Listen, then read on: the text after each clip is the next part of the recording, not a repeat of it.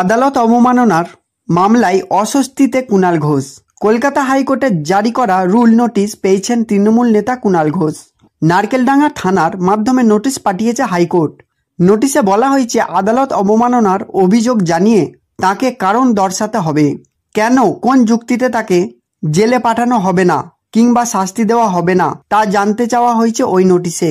আগামী 16 জুন বেলা 12:30টায় হাইকোর্টের 3 সদস্যের বিশেষ বেঞ্চের সামনে উত্তর সহ সশরীরে উপস্থিত থাকতে হবে তৃণমূল মুখপাত্র কুণালকে। আদালতের অনুমতি ছাড়া তিনি আদালত থেকে বেরোতে পারবেন না বলে স্পষ্ট করা হয়েছে। প্রশ্ন উঠছে, এবার কি বড়সড় বিপদের মুখে তৃণমূল মুখপাত্র? সূত্রের খবর, আইন অনুযায়ী দোষী সাব্যস্ত হলে হাইকোর্ট সরাসরি কুণাল ঘোষকে জেলে পাঠানোর সম্ভাবনা থাকছে। এবার এই ইস্যুতে মুখ খুললেন কুণাল। বললেন, চাকরি প্রার্থীরা আদালতের কাছাকাছি কোথাও বিক্ষোভ করেছিলেন, সেই জন্য একটা মামলায় হাইকোর্ট রুল জারি করেছে। আমি সেটা পেয়েছি, আমার স্থানীয় থানা মারফত সেটা দেওয়া হয়েছে। আমায় বলা হয়েছে 16 জুন বেলা 12:30টায় সশরীরে উপস্থিত থেকে উত্তর দিতে এবং আদালতের অনুমতি ছাড়া সেখান থেকে না বেরোতে।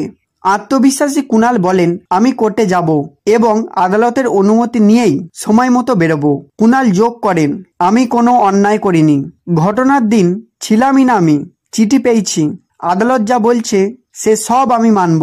তৃণমূল নেতার সংযোজন, আমার কাছে জানতে চাওয়া হয়েছে কেন আমায় কারাদণ্ড দেওয়া হবে না সেটা ব্যাখ্যা করতে।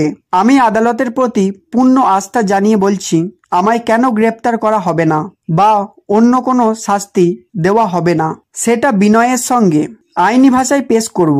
আদালতের অনুমতি নিয়েই তিনি বেরিয়ে আসবেন বলে মন্তব্য করেছেন।